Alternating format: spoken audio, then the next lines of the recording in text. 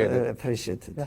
Your Eminence, the other thing, and this is a total personal appraisal, because of my post, and I cover the church, I travel about the world and talk to so many people, I'm sure nothing approaching the groups of people that you talk to and the things you encounter. And I have to tell you honestly, recent days have been something of a trial of faith for me, and I know for some of my colleagues.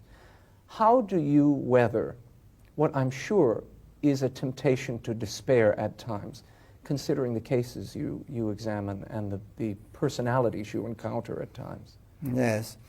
I think we have to remember that our Lord said to us that diciamo adesso in italiano, nel campo della Chiesa ci saranno non solo grano, Within the fields of the church, there will be not only wheat but chaff. From the seas of the world you will take not only fish, but also unacceptable things. Therefore, he announces to us a community, a church in which scandals and sinners will be present. We must remember that St. Peter, Prince of the Apostles, was a great sinner, and yet the Lord wanted precisely the sinner, Peter, as the rock of the church. Thus he has already indicated to us not to expect great saints of all the popes. We must also expect there to be sinners among them. He announces to us that in the fields of the church there will be much chaff. This sense should not surprise us if we consider all of church history.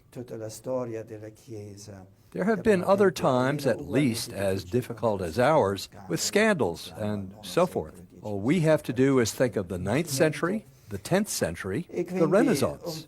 Therefore, looking at the words of the Lord, at the history of the Church, we can relativize today's scandals.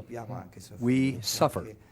We must suffer, because they, that is, the scandals, made so many people suffer. And here we are thinking of the victims.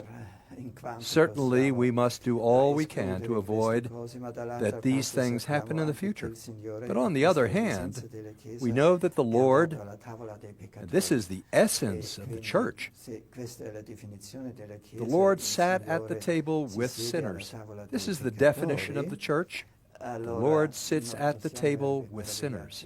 Therefore, we cannot be amazed if it is like this. We cannot despair. On the contrary, the Lord said, I am not here only for the just, but for sinners. We must feel certain that the Lord truly, even today, seeks sinners in order to save us. Naturalmente di aiutarlo.